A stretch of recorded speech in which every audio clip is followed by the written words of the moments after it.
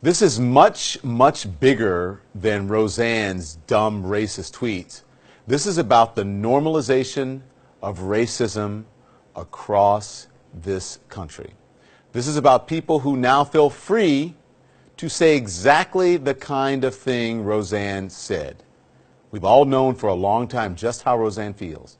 Back in 2013, she compared former U.S. Ambassador to the United Nations and National Security Advisor Susan Rice to an ape in a tweet she later deleted. In 2009, for a photo shoot, she dressed up as Hitler and baked what she called little Jew cookies, claiming she was making fun of Hitler and not his victims. And let's not forget her take on the national anthem. This was 28 years ago.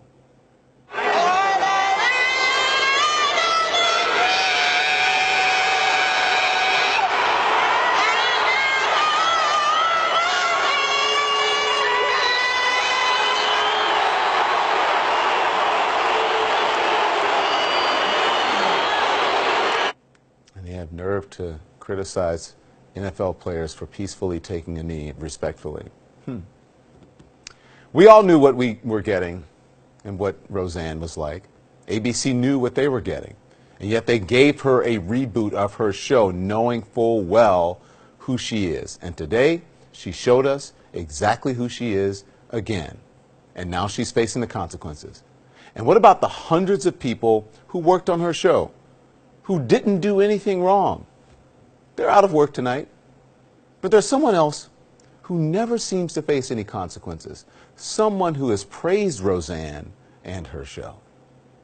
Look at Roseanne. I called her yesterday. Look at her ratings. Look at her ratings. They were unbelievable. Over 18 million people. And it was about us. They haven't figured it out. The fake news hasn't quite figured it out yet. Well, I think we've all figured it out. We've all figured it out. Nobody should be fooled by the White House refusal tonight to comment on Roseanne, because we already know exactly what President Trump thinks. He began his political career with the racist lie that Barack Obama, the former president, was not born in this country. A lie he reportedly still clings to.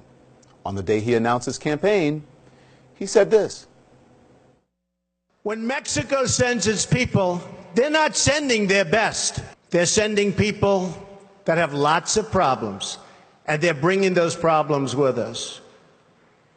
They're bringing drugs, they're bringing crime, they're rapists. He made a Muslim ban the centerpiece of his campaign. Donald J. Trump is calling for a total and complete shutdown of Muslims entering the United States. He responded to deadly white supremacist violence in Charlottesville by claiming there were, his words, very fine people on both sides. But you also had people that were very fine people on both sides. You had people in that group, excuse me, I saw the same pictures as you did. He called African countries sending immigrants to this country, quote, shithole countries. The White House later trying to claim the president said shithouse, as if that makes any difference. I could go on, but we only have so much time in this show, and we really want to discuss this. We know what Donald Trump thinks. We know what Roseanne Barr thinks. It's time for us to stop playing around with soft words by saying, well, they're saying insensitive things. No, it's racist. They're exhibiting racist behavior.